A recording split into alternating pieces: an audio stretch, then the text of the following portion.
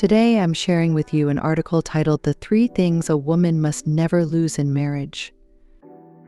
She is the beautiful and charming Miss Emma. Her beauty has captivated many men. She is a talented and vibrant literary young woman. She longs for romance but can't find love in her marriage. She wants to resist a mundane life and pursue poetry in distant lands. The bustling world stirs a young girl's heart, but a dull marriage has shackled her heavily. So in one affair after another, she moves from one cage to another, eventually being driven by desire to the abyss of downfall. Some say Emma's life is a story of romantic demise, but I believe her tragic life serves as a blood and tears lesson for women. Understanding Emma's life, you'll learn that romantic dreams are never the entirety of a woman's life. In marriage, a woman must hold on to these 3 things to find her own path to salvation. In her youth, Emma was a genuine literary young woman. Though born in a secluded village, the romantic stories and books immersed her in a sea of literary romance. When Emma met Mr. Bovary, she thought he was the prince on a white horse coming to rescue her from the dull village life. However, ideals are beautiful, but reality is harsh. Stepping into the marriage fortress, Emma found that marriage was not just a fortress but a prison that bound her freedom. To Emma, her husband, Mr. Bovary, was dull and unromantic. He didn't understand her bourgeois sentiments, content with a life of mundane chores. He had little insight, spoke rigidly, couldn't swim, couldn't keep up with her. When Emma used medical jargon to question him, he responded with ignorance and anger.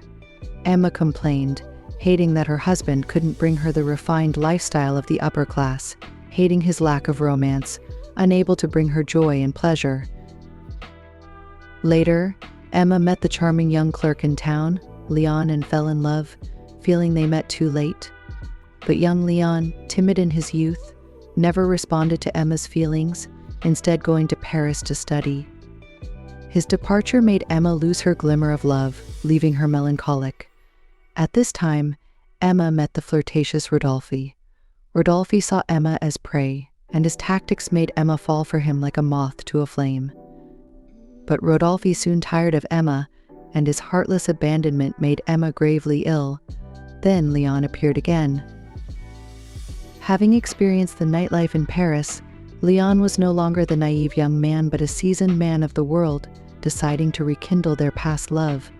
Emma, rejuvenated by sweet love, lavishly supported Leon's luxurious lifestyle, even taking out high-interest loans for him.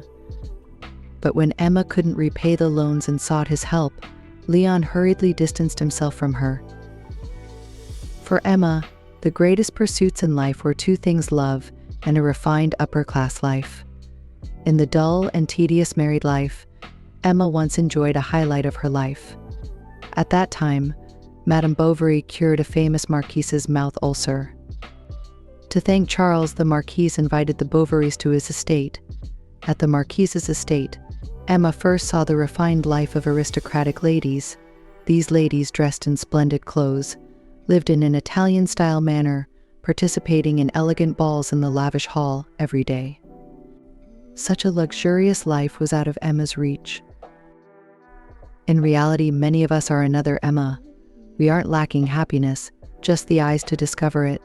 We keep running forward, chasing happiness, unaware that happiness never left us, just that our cluttered hearts blurred the eyes that could find it. Happiness isn't pursued but discovered. If we have the ability to find happiness, we will find it in every detail of life. Some say marriage isn't the grave of love but a battlefield of life. Those who succeed in this battlefield are nourished by marriage, while failures lose their luster in life's wear and tear. Undoubtedly, Emma failed miserably in the marriage battlefield. She went from one pit of fire to another, ultimately falling into the abyss of desire, never to recover. But Emma, with her tragic life, gave every woman a lesson of blood and tears. She showed us that in the battlefield of marriage, a woman must never lose these 3 things: independence of character, spiritual richness, and the ability to find happiness. With independence of character, we don't need to please or depend on men, having the confidence to choose our own life. With spiritual richness, we can find inner freedom and peace in a simple and honest life. With the ability to find happiness, we can hold on to happiness in a world of constant change, always having the courage to live. These three things are like weapons in the battlefield, helping us hold on to ourselves in long, dark nights, allowing us to achieve redemption and brilliance in adversity. For the rest of our lives, may we firmly grasp these three things, keeping a serene peace and elegantly moving forward in the warm world.